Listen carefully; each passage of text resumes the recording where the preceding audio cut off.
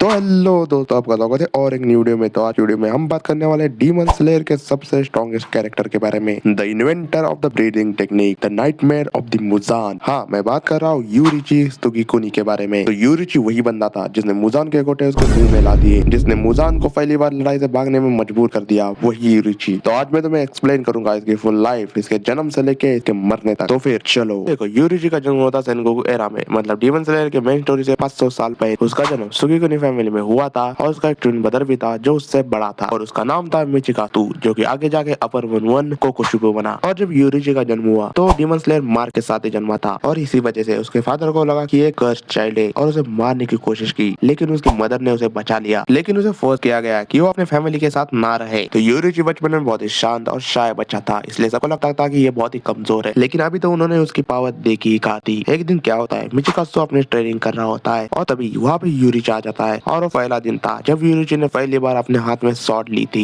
और उसके सामने था एक किल स्वॉर्डमैन मास्टर। लेकिन यूरिची ने उसे हरा दिया और इतना गंदा हरा दिया कि वो मास्टर भी चौंक गया कि ये बच्चा मुझे कैसे हरा सकता है, क्योंकि जिस बंदे ने पहली बार अपने हाथ में स्वॉर्ड ली वो इतनी अच्छी स्वॉर्डमैनशिप तो नहीं कर सकता। लेकिन इसी के साथ एक बात ये हो गई कि उसका भाई उससे जलने लगा। तो बात करते हैं यूरिची ने डीमन स्लेयर को कैसे ज्वाइन की। तो देखो, जब यूरिची की माँ की डेथ हो जाती है तो अपना घर छोड़ के चला जाता है और फिर उसे एक लड़की मिलती है और उससे शादी कर लेता है। लेकिन एक दिन एक डीमन आके उसके बच्चे और उसके वाइफ को मार देता है। यही चीज उसे ट्रॉमा में ढकेल देती है और फिर वो डीमन स्लेयर कॉप ज्वाइन कर लेता है। तो अब बात करते हैं ब्रीदिंग स्टाइल के बारे में। तो देखो, यूरिची वो पहला बंदा था जिसने ब्रीदिंग स्टाइल को इन्वेंट किया और उससे पहले सब पास नेचर एंड शॉट का यूज करते थे। लेकिन डीमंस उनके पास तो होता है उनका ब्लड डीमन आर्ट, जो कि उनके बहुत ही ताकतवर बना देता है और उसके सामने सिर्फ नेचर एंड शॉट ये तो नहीं टिक पाते। और यही पे पहली बार यूरिची बनाता है ब्रीदिंग टेक्निक। वो बनाता है सन ब्रीदिंग और सन ब्रीदिंग से बनते हैं flame breathing, water breathing, stone breathing, wind breathing, thunder breathing जैसे ब्रीदिंग टेक्निक। अब बात करते हैं यूरिची का भाई डीमन स्लेयर कैसे बना। देखो, ये बहुत ही इंपॉर्टेंट है क्योंकि वो आगे जाके अपर मून बनने वाला है। तो देखो, यूरिची से बड़ा मिचिकातु था तो अपने क्लैन का लीडर बनता है। एक दिन मिचिकातु तो कैंप में होता है और वहाँ पे डीमन अटैक कर देता है और ऑब्वियस है कि उनके पास ना नेचर ब्लेड है ना ब्रीदिंग टेक्निक, तो उसे मार नहीं पाते। लेकिन तभी वहाँ पे यूरिची आ जाता है और अपने सन ब्रीदिंग के साथ उस डीमन को मार देता है। लेकिन सभी लोग यहाँ पे चौंक जाते हैं। जिस बच्चे को चाइल्ड बोल रहे थे आज उसने उनकी जान बचाई। लेकिन मिचिकातु इसको एक इंसल्ट फील करता है कि वो यहाँ पे कुछ नहीं कर पाया, उसके छोटे भाई ने उन सबको बचा लिया। और यहाँ पे वो डिसाइड करता है कि वो डीमन स्लेयर को ज्वाइन करेगा और उससे वजह से बहुत स्ट्रांग बनेगा। और मिचिकातु यहाँ पे अपनी ब्रीदिंग स्टाइल बनाता है जिसका नाम होता है मून ब्रीदिंग। लेकिन अभी भी वो यूरिची से स्ट्रांग नहीं होता और तभी यहाँ पे बहुत सारे डीमन स्लेयर को डीमन स्लेयर मार्क भी आने शुरू हो जाते हैं। लेकिन इसका एक ड्रॉबैक ये था कि यहाँ पे पावर तो उन्हें मिलती है, लेकिन और एक चीज होती है, जिसको भी डीमन स्लेयर मार्क आ जाता है वो 25 साल से ज्यादा जी नहीं सका। क्योंकि यहाँ पे मिचिकातु को भी डीमन स्लेयर मार्क आ गया था तो डरने लगता है कि वो 25 साल से पहले मर जाएगा। और यही पे मुजान उसको एक ऑफर देता है डीमन बनने का, जिससे वो इमॉर्टल हो सकता है। तो मिचिकातु यहाँ पे अपने भाई से स्ट्रांग बनने और मौत के डर से यहाँ पे उसका ऑफर एक्सेप्ट कर लेता है और यहाँ पे डीमन बन जाता है अपर मून वन। तो अब बात करते हैं यूरिची वर्सेस मुजान की बैटल के बारे में। तो देखो, जब यहाँ पे यूरिची वर्सेस मुजान की बैटल हुई तो टोटली वन साइड बैटल थी। ऐसा मैं क्यों कह रहा हूँ, चलो तुम्हें बता देता हूँ। ये यूरिची और मुजान की फाइट शुरू हुई तो यूरिची ने मुजान के 1500 टुकड़े कर दिए, लिटरली 1500 टुकड़े। और यूरिची का हर एक अटैक इतना परफेक्ट था कि मुजान को रीजनरेट करने का वक्त ही नहीं मिला। तो पहली बार मुजान ने डर को महसूस किया, उसका चेहरा खौफ से भर चुका था। लेकिन यहाँ पे मुजान भागने की कोशिश कर रहा था, वो अपने शरीर के सारे टुकड़ों को हवा में उड़ा के वहाँ पे भागने की कोशिश कर रहा था। लेकिन यूरिची ने वहाँ पे सारे टुकड़ों को ब्लॉक कर गया था, लेकिन उसका शरीर का एक सा वहां से निकल गया और यहाँ पे मुजान बच गया। तो भाई यहाँ पे देखो, यूरिची ने ऑलमोस्ट यहाँ पे मुजान को मार ही दिया था। और उसी के बाद यूरिची डीमन स्लेयर को छोड़ देता है इस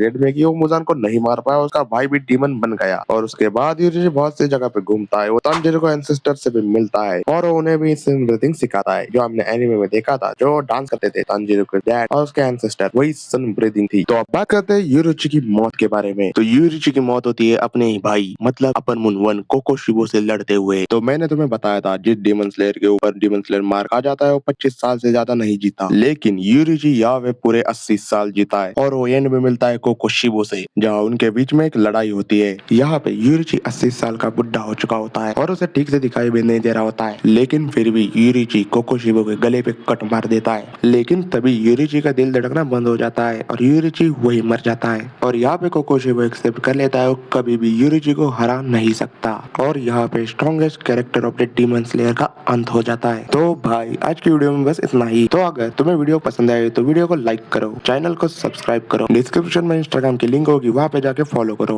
और देखो यार, चैनल को सब्सक्राइब करना ना भूलना, क्योंकि भाई मेरे पास अभी 14 सब्सक्राइबर है भाई। 14 सब्सक्राइबर होते क्या है। तो देखो यार, इस महीने हमें 100 सब्सक्राइबर करना ही है, तो जल्दी से चैनल को 何が सब्सक्राइब 楽しい करो।